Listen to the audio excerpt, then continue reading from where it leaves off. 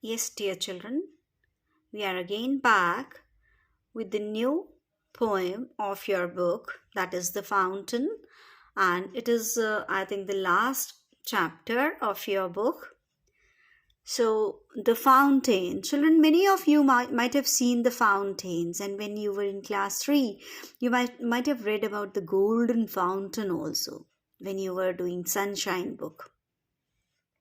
So, children, this is a poem written by James Russell Lowell. He was an American romantic poet, and he was known to be one of the most versatile poets of his time. Versatile means he used to write different types of poetries. Lowell brings forth the magical qualities of the fountain in this poem. So in this poem, the poet brings out the magical qualities of a fountain. He sees those things which a normal person cannot see in the fountain, in the beauty of the fountain, the hidden meanings, the hidden qualities of a fountain. Only a poet can see, which Lowell has also seen. The fountain he describes is forever moving and forever changing. It's always moving and changing even. And it's also, according to him, it inspires us to aspire for more and more work towards it. So he also inspires us, that he says that it is inspiring us for working more and more. As he describes the fountain, Lowell also brings together the two contrasting elements, that is change and permanency. See, there the fountain, it's always changing, but still it is permanent, right? And he has connected our lives with this fountain. Let's see how. When we'll go into the poem, stanza by stanza, then we'll come to know what he has said, what he means to say. See, into the sunshine, full of the light, leaping and flashing from morn to night. So the poet says, when it is morning time and sun is shining brightly, that time this fountain looks full of light. You might have seen the fountains, maybe in the parks or maybe at some points where you visit, right? The fountains are there. Maybe in some gardens. Some people have the fountains in their houses also, in their personal gardens. So fountains are there, and he says that when it is shining, the sun, when the sun is shining, in that sunlight, the fountain seems full of light. It seems very bright. It looks as if it is leaping and flashing. Leaping and flashing means it seems as if it is jumping and shining from morning till night. To the poet, he says that the fountain is jumping and shining, means it is full of energy from morning till night. Then coming on to the second stanza, he says, into the moonlight, whiter than snow, waving so flower-like when the winds blow. He says, when it comes to night, in the moonlight, when the moon is shining, that time the same fountain which was shining golden in the sunshine, now it is shining whiter than snow, means even more white than snow. White se bhi, snow se bhi zyada white it looks. The fountain looks whiter than snow, waving so flower-like when the winds blow. Now he says that at night, when the winds blow, जब winds हवा चलती है, what happens? The water of the fountain, it also moves here and there, and it seems that different flowers are coming out. For a common people, it seems as if the water is coming out of the central pipe. It is coming out and going into the water. And some children, they wonder, कि कहाँ से इतना पानी आता है? But actually, what is this? It is a motion. It is a motion that the water keeps on going into the pipe and coming out of it with the pressure. Normally, it happens. But the poet sees different kinds of beauties in it.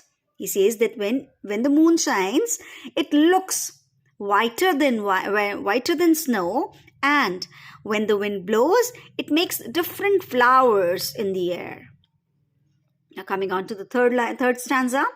Into the starlight, rushing in spray, happy at midnight, happy by day. See, when the night is starry, it's not, the moon is not there, night is only starry. What happens? It seems as if it is rushing in spray, as if some sprays are going on, as if it is spraying on somebody is spraying something. The water droplets, they seem like the sprays, and all the stars, they are also shining, and it looks so beautiful. Happy at midnight, happy by day. All the time the fountain seems to be happy, be it night or be it day. Every time it seems to be very happy. Ever in motion, blithesome and cheery, still climbing heavenward, never a weary. See, the poet says that the fountain is always in motion. It is always in motion, running to and fro, blithesome and cheery. It's full of life and always happy, and still climbing heavenward. Heavenward means towards the heaven.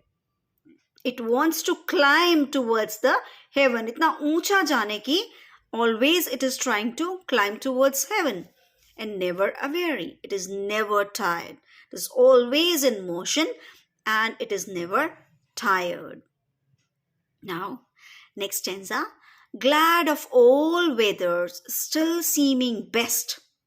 Upward or downward, motion thy rest. The poet says that you are never tired. You're always happy. In all the weathers, you're always happy. Right?